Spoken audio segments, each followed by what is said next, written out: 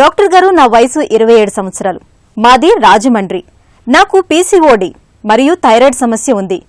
ఈ సమస్య వల్ల గర్భం రాదని విన్నాను. మీ సలహా సూచనలు ఏంటి అని అడుగుతున్నారు. ఈ ప్రశ్నకు సమాధానం గైనకాలజిస్ట్ డాక్టర్ ఆండల్ రెడ్డి గారు అందిస్తారు. మీకు థైరాయిడ్ ఉందని చెప్పారు కదా, థైరాయిడ్ కంట్రోల్లో ఉంటే అది జనరలీ ప్రెగ్నెన్సీకి ఏమి ఆటంకం కాదండి.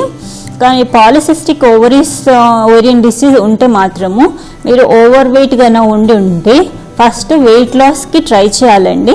అది రెగ్యులర్గా ఎక్సర్సైజ్ చేయాలి, బ్యాలెన్స్ డైట్ తీసుకోవాలి. Even 5 to 10% weight loss PCOD ఉన్న వాళ్ళకి ఓవులేషన్ అంటే ఎగ్ రిలీజ్ ఉంటుంది, తర్వాత ఎక్కువ కన్సెప్షన్ ఛాన్సెస్ కూడా ఎక్కువ అవుతాయి. సో ఫస్ట్ స్టెప్ ఏంటంటే మీరు ఒకవేళ ఓవర్ వెయిట్ ఉంటుంటే వెయిట్ లాస్కి ట్రై చేయాలి.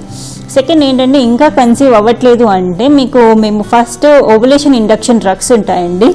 అది ఎగ్ పెరిగినాక మేము దాన్ని ఫాలిక్యులర్ స్టడీ అని ఉంటుంది. ఫాలిక్యులర్ స్టడీ చేసి ఫాలిక్యులర్ ట్రాకింగ్ చేస్తాము. అది పెరుగుతుందా, మనం ఇచ్చిన ట్రీట్మెంట్కి ఎలా ఉంది రెస్పాన్స్ అని చూస్తాము.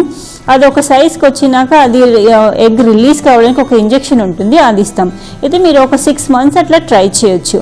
ఇంకా కావట్లేదు అంటే వేరే ఆప్షన్ పీసీఓడిలో ఓవేరియన్ డ్రిల్లింగ్ అని ఉంటుందండి. అది అండర్ అనెస్థీసియా ఆపరేషన్ థియేటర్లో చేస్తాము. ఎందుకంటే వీళ్ళకి మల్టిపుల్ సిస్ట్స్ ఉంటాయి కాబట్టి అది లోపల ఎగ్స్లో హార్మోనల్ ఎన్వైరన్మెంట్ని డిస్టర్బ్ చేస్తుంది. ఇన్సులిన్ రెసిస్టెన్స్, హైపర్ ఇన్సులిన్ అట్లాంటివి ఉంటాయి కాబట్టి వీటిని మనం పంక్చర్ చేస్తాము. ఒక అట్లీస్ట్ 4 cysts ఈ చోరీలో పంక్చర్ చేస్తాము. అప్పుడు దీనివల్ల కూడా ఓవులేషన్ ఛాన్సెస్, కన్సెప్షన్ ఛాన్సెస్ ఎక్కువ అవుతాయి.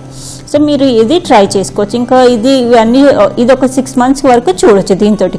దీంతో కూడా ఇంకా అవ్వట్లేదు అంటే అప్పుడు ఇంట్రాయూట్రైన్ ఇన్సెమినేషన్ అని ఉంటుంది, ఆ ప్రొసీజర్కి వెళ్ళొచ్చు. ఇవన్నీ స్టెప్స్ ఫాలో అయినాక ఇంకా లాస్ట్ రిజార్ట్ అనేది ఇన్ వైట్రో ఫర్టిలైజేషన్.